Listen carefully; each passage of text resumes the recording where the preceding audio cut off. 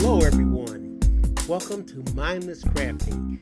This is Bill, and today we're going to be playing around with digital images.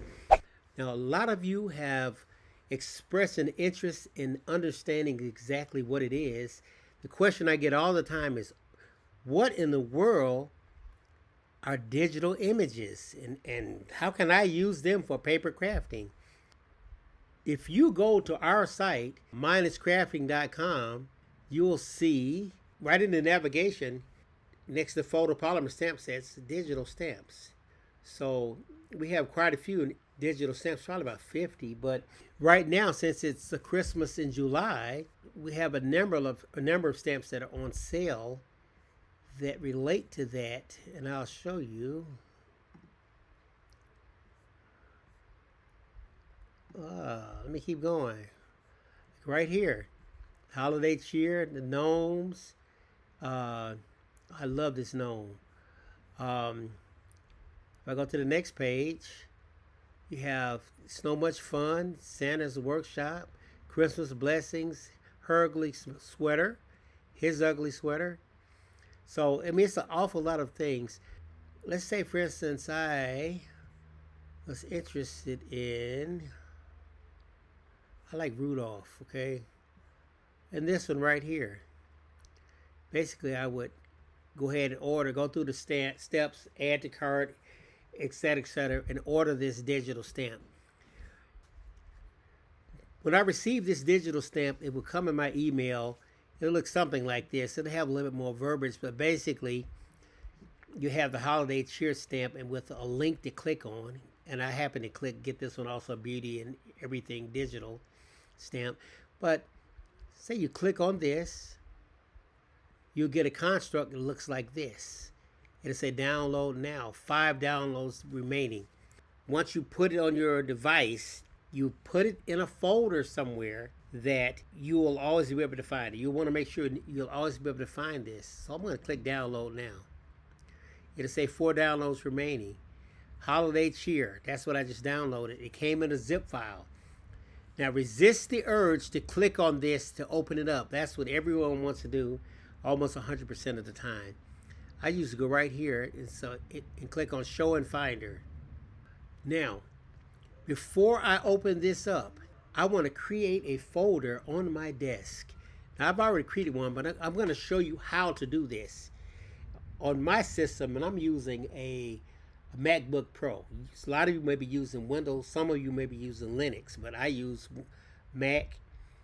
So I'm going to right click new folder, and I'm going to name it something. Let's call it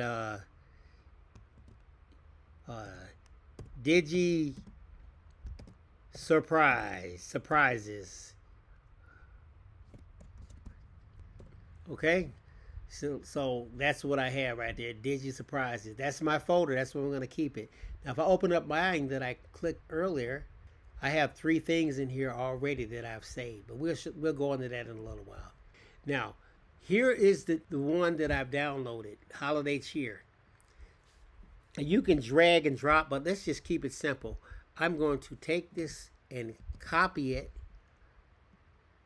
Okay.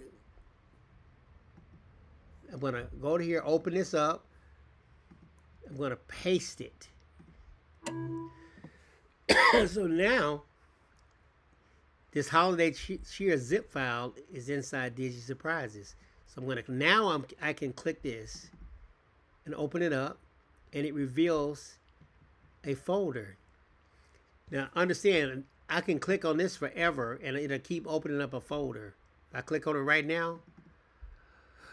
See, the folders are held inside of this zip file. So I'm going to go ahead and get rid of that one. Okay, if I click on that, it shows you everything that came inside that particular set. Okay, so now we know exactly where this is. We created a folder on our desktop, and that's where it is. Okay, now what's the next step? The next step is we need something in order to manipulate these digital images. They're PNG images. Okay, there's a big difference between PNG images and JPEG images. Okay, and I'll show you what that difference is. But before we get to that, we need to have an editor. I prefer LibreOffice. So if I go to Google and type in LibreOffice, what usually comes up right off the bat, if I just go in here and type in LibreOffice, before I even finish it, LibreOffice download comes up. So I'll click that, and you'll see LibreOffice download. This is a free office suite. It reminds you of Microsoft Office, except it's free, okay? It works on Windows, Mac, Linux, it's Microsoft compatible, whatever, okay? This is a fantastic software. I'm going to click on this. And this is what you see. Okay? It's free. Now, you can support it if you want to. You can donate. You see right here to say donate. I mean, it doesn't matter. Even $1, $5, whatever, if you want to.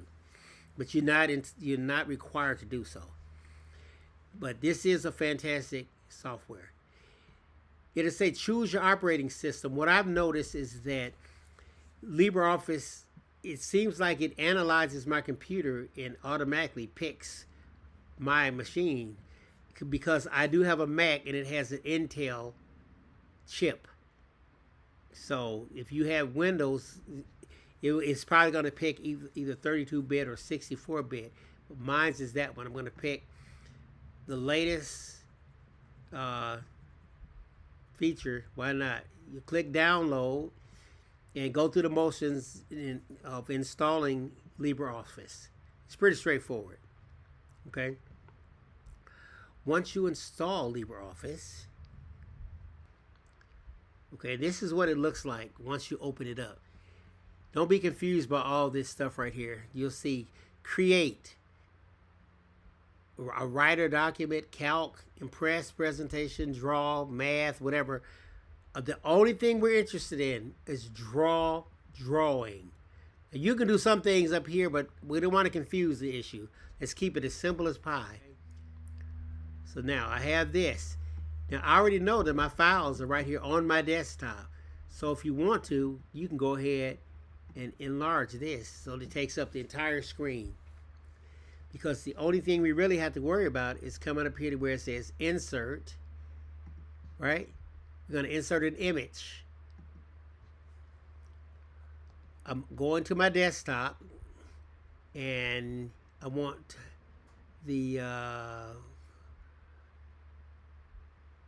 where's it at? Digi surprises, right there. Holiday cheer. Now I can pick anything I want. Now I'm going to show y'all something that's really interesting. I'm going to click Rudolph, open.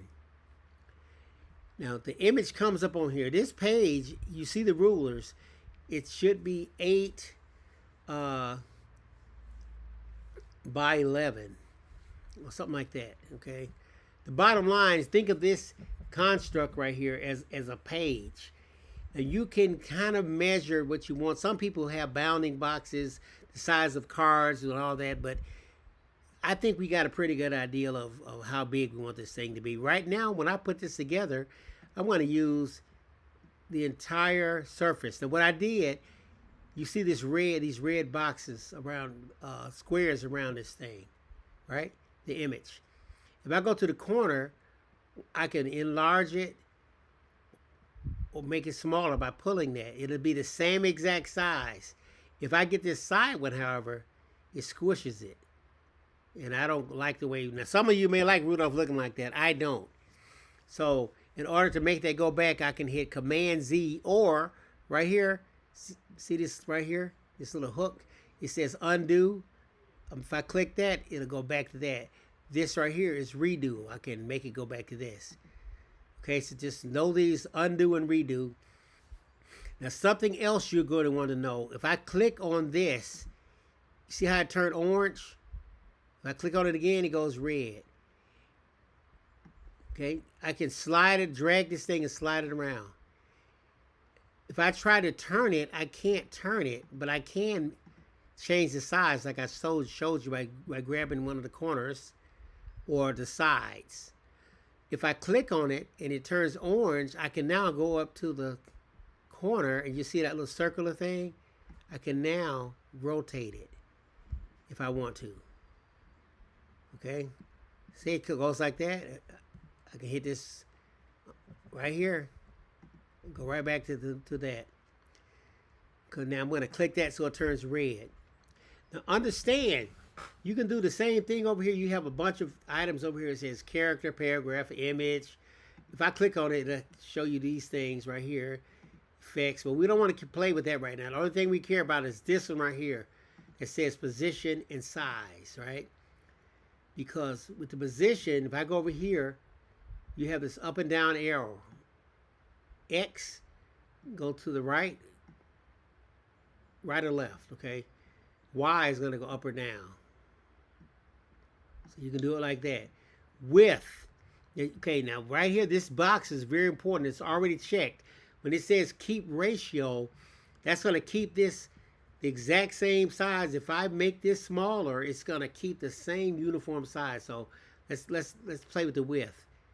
I'm going down on the width. See how I did that? I'm going to go up on the height.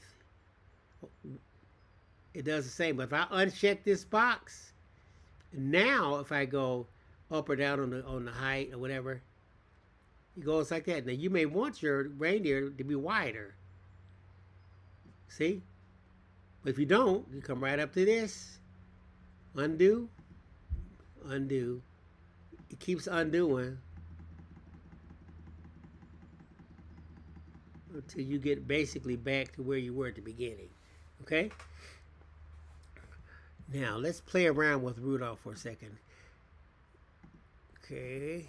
I'm going to make him a little smaller. I like to use the entire surface of the page when I'm putting my things together, okay? I'm going to pull in another item. Going back up to insert at the top. Image. I want Rudolph. I want this jacket right here. Okay? Because now, I want my jacket a little bigger.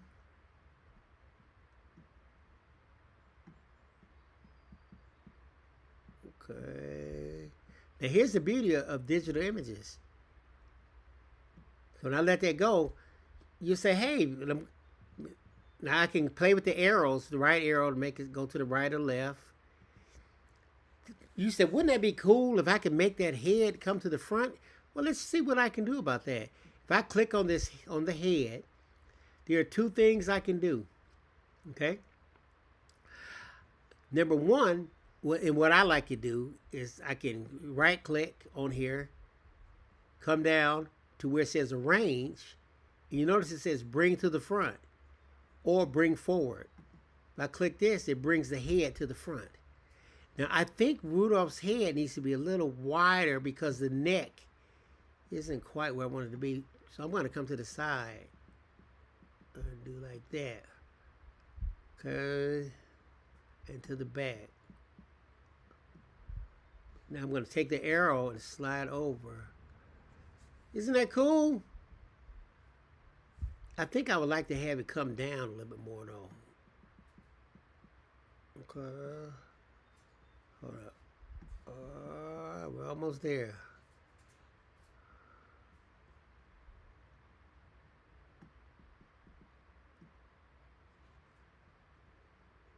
Almost there, guys.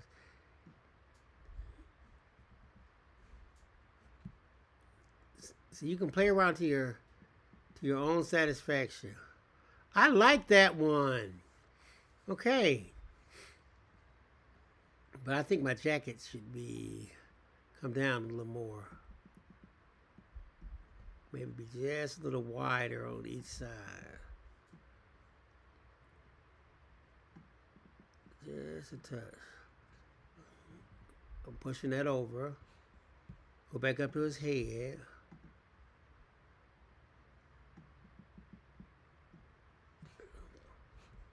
Push it back over a little. It's not quite where I want it to be.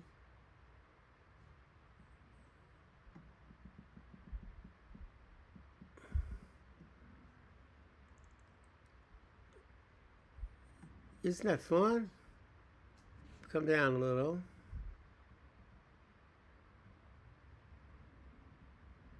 Isn't that fun?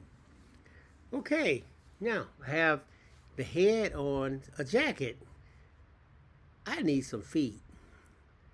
Let me click outside of here. So I'm going to go up here to insert, image, and I have some boots right here. So let me get these boots. Let me pull them down. Okay. They're kind of big though. Let me make them just a little smaller. I don't want Rudolph to look like he has just feet that are so big. Okay, let me slide this over a little bit. Now, if I'm having trouble making this go where I want to by pulling this hand, now I can always go to where it says position and kind of go like this. Up. Position Y.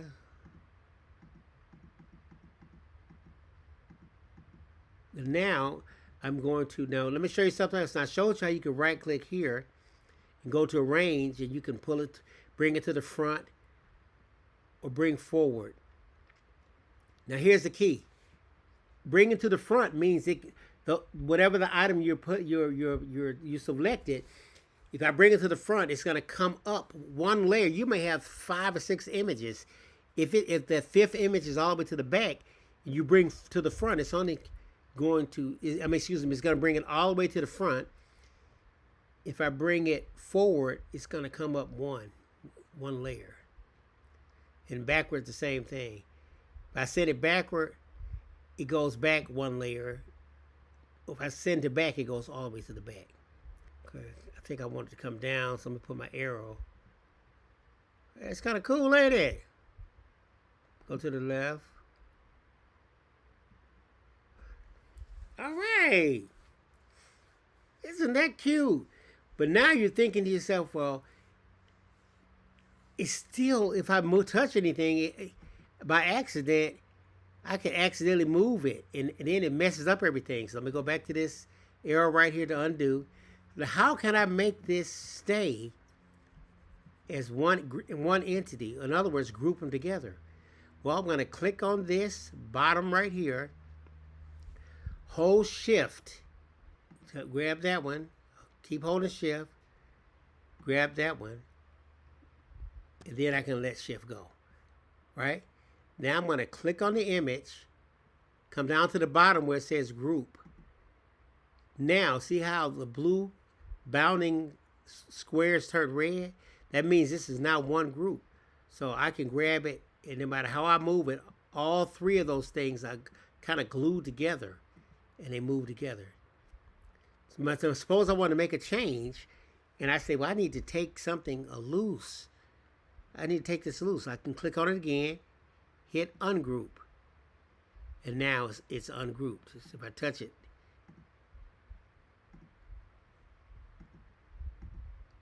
there you go. See? So let me group it back. I'm going to hold this, shift, click, click, let it go, hold it down, group.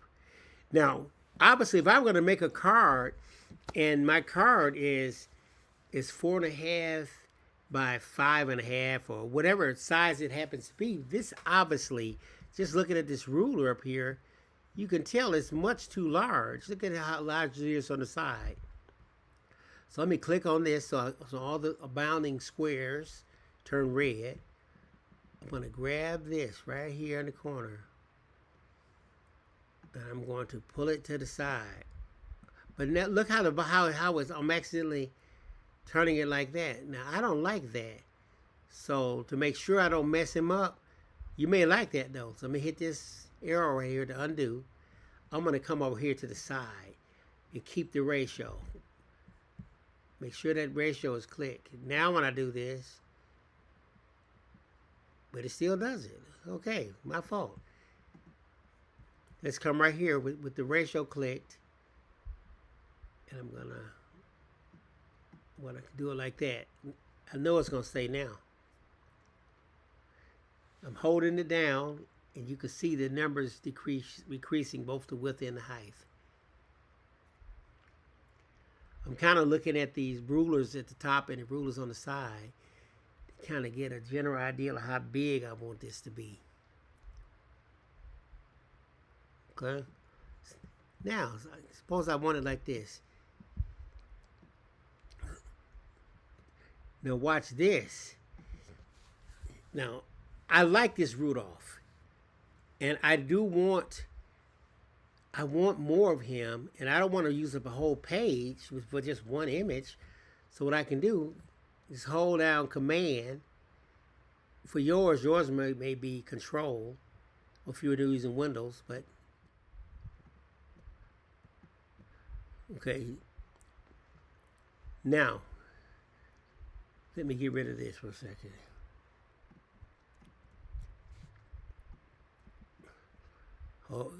The bounding box is around it. The hand is there, but my hands are not touching anything right now. I'm reach down, hold Command or either Control if you're using Windows. Move that to the side. It repeats. Now, those are the same size. So let me get that one and make him bigger. Command. Let me make one slightly bigger. Right? Command. I want to make one really small.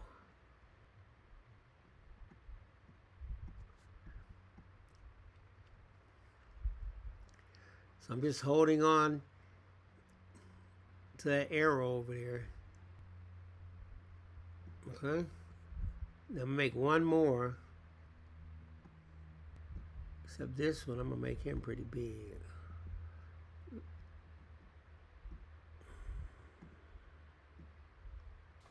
Wasn't that cool?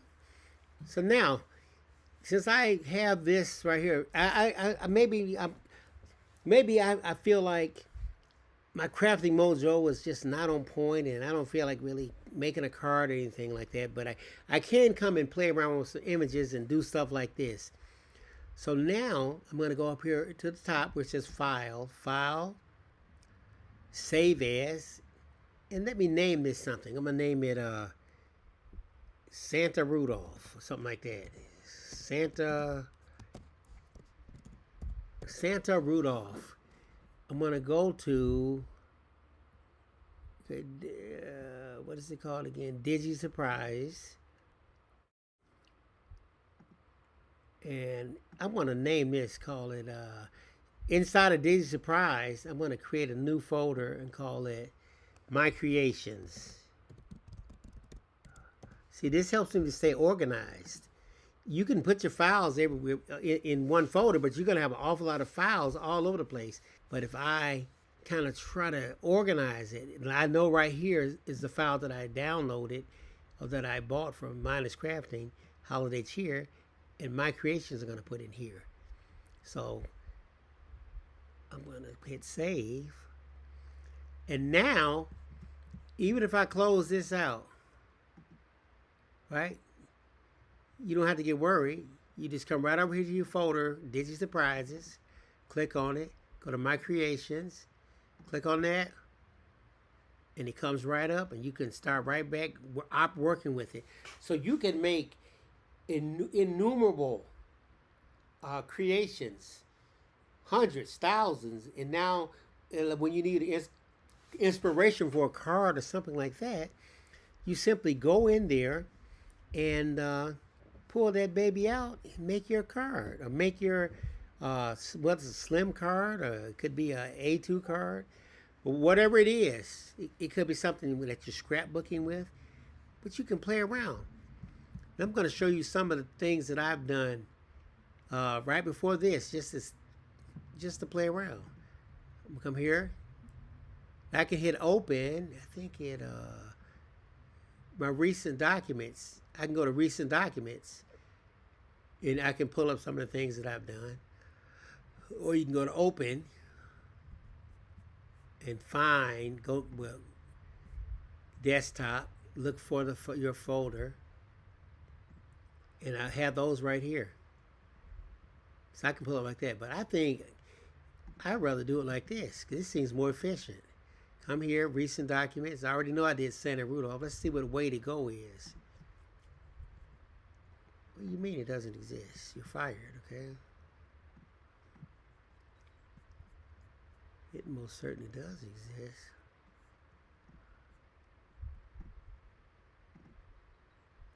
There it is.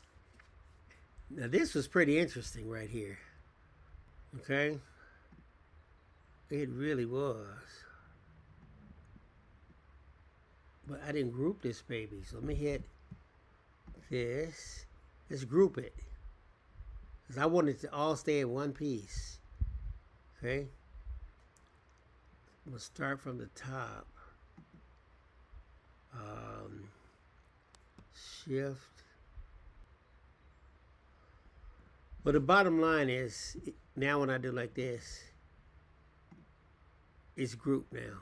Okay, fine. So now I will come up here and save it. I want to go print. I can export it too as a PDF. You can send it as an email document or what have you, or as a PDF, email it to your friends. But what I probably would do is go to print.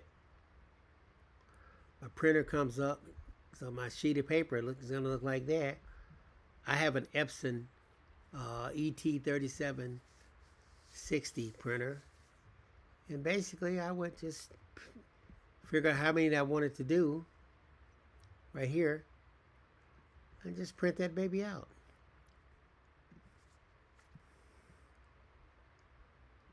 Let's look at something else I might have here. Some recent documents to see if this comes up. Unity, what is this? Here's something I was playing around with right here. Right, so I may want to print that out. Okay? So let me go ahead and do it, matter of fact. Okay.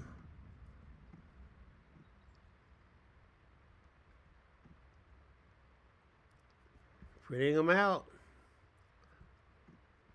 And definitely print this out.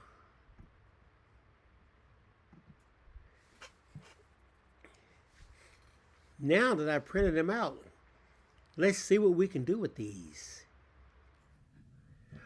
All right, guys, I'm back. Let's see what we have now. Here's that first one from the Unity collection. And here's one from that donut collection. I love this. This is so unique. No one would ever think to put this together. This is why I say digital stamp site will definitely uniquely be your creations.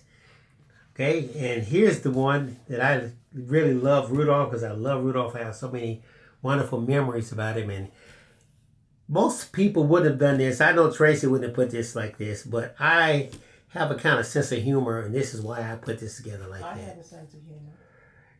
Oh, Tracey says she has a sense of humor, guys, so forgive me for... I married you. Woo! Okay. Hey, okay, I have nothing to say about that one, okay? Well, there you go. Now, Tracey took the liberty of coloring this for me. I could have done it, but not like her, because she's so wonderful. So you could do it like you. I would do it like me, but it is a cute, it looks cute. Isn't that awesome? It had to grow on me. Isn't that awesome? Look at that. that. I had fun coloring in Rudolph. And so I can see that on a card. Right, so this one, if you look at the ruler, you can see that it is roughly about 6 inches tall. Now, obviously that'd be too large for like an A2 card or whatever, but I could put it on a slim line. Mm-hmm. I would use some of these other ones to put on my smaller cards. See, you have different sizes. I could even stick this on there if I wanted a slightly larger one. But anyway, this is what I would do with my digital images while creating a scene. And remember, I can always go back into my files and pull this up months and months later if I feel like it and use it again. You know, because now I will have saved maybe hundreds of scenes all to my liking, and to pull out at a moment's notice whenever I need it for some special occasion. Okay? So thanks a lot. It's been so much fun doing this for you. Stay tuned we're going to be doing a few more of these just so you can really get the hang of it. For those of you that have not subscribed to Mindless Crafting here on YouTube, please feel free to do that.